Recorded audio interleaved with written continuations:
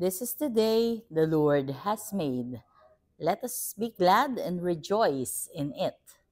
The earth is full of the goodness of the Lord. Blessed Tuesday, everyone. We praise and thank you, dear God, for another day of life. We praise and thank you for the gift of love, the gift of family, of community, of belongingness, and the gift of today. Today, we are being reminded another kwento about Mary who found out that Jesus rose from the dead. Diba? Akala niya guard yun, hindi niya namukaan, pero si Jesus yun nung sinabihan siyang Mary. O, doon niya na nalaman na si Jesus yun. Pero at first, she was worried. She was worried, saan kaya nila dinala ang si Jesus? Ganyan. Parang ang reflection niyan is tayo ay sometimes worried, o hindi sometimes, oftentimes worried tayo sa life. But hindi natin alam na si Jesus, He will take care of everything. And that kapag ka nandyan si Jesus sa buhay natin, lahat ng problema may solusyon. And sometimes masakit nga lang. Kagaya nga ngayong araw na ito, kaninang umaga, I received a request na sabi ng kaibigan ko si Susette na at pag-pray mo naman ng mother ko kasi unstable ang vital signs niya. Tapos in the middle of the morning, I found out na wala na ang mama niya. Very sad, no? Let us offer prayers for Tita Corazon Ranilla, ang mother ni Susette, who just passed away this morning. Eternal rest grant unto her, O Lord, and let perpetual light shine upon her. May she rest in peace. Ang buhay ay sadyang ganyan. Yes, si Jesus ay nagpakasakit. Inoffer niya ang buhay niya para sa ating lahat. Siya ay pinahirapan. Siya ay pinako sa krus. Namatay siya, inilibing, pero nag-Easter na. Nabuhay na siya muli.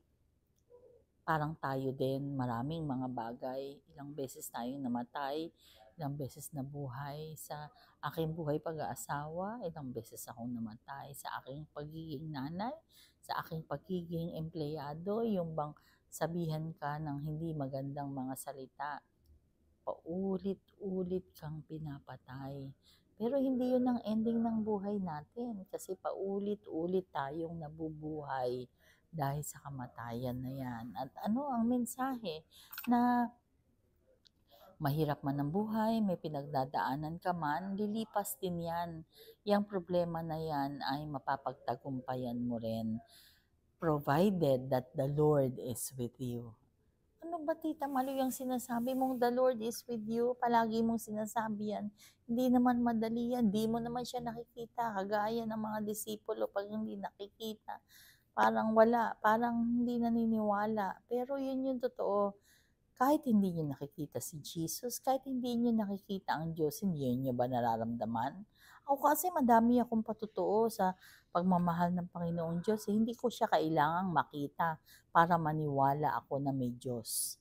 Sa lahat ng oras ng ating buhay, mayroong Diyos. Naniniwala ako at nagtitiwala kasi hindi niya kami pinambabayaan. Napakarami namin pinagdaanan ni June sa aming buhay mag-asawa. Sa aming mga anak, unang-una na nga yung bawal nga ako magbuntis. Kasi meron ako murmur sa heart. So kung ako, I love to deliver speeches, ganun din ang puso ko. Nagsasalita siya mag-isa. And that is a special condition kung saan ang sabi ng OB is hindi pwede magbuntis ang may mga ganyang kondisyon. Pero I had 6 pregnancies. Diba? Hirap na hirap ako magbuntis. Hirap na hirap ako. Pero, nakailang anak ako. Diba? So maraming mga patotoo sa buhay natin na mararamdaman natin ang presensya ng Panginoong Diyos. Kaya kung ikaw, kapatid, may pinagdadaanan sa buhay, dumaan ka lang. Madali lang yan sabihin, Tita Malu. Yes. I will pray for you. Let us pray. Lord God, we are sorry for our sins. either of commission or omission. Patawad po, Panginoon.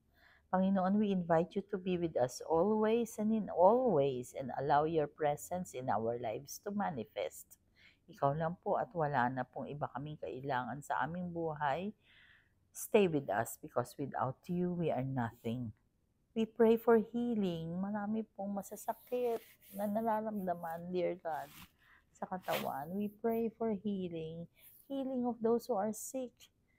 Those who are requesting for prayers. Doon sa mga pinagdadasal namin araw-araw, Panginoon.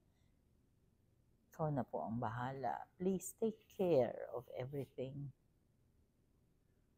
All this we pray in your mighty name through the intercession of our Blessed Mama Mary. Yes, we are in the Eastertide or in the octave of Easter, and so we praise and thank God for everything. Blessed Tuesday once again. God bless us all.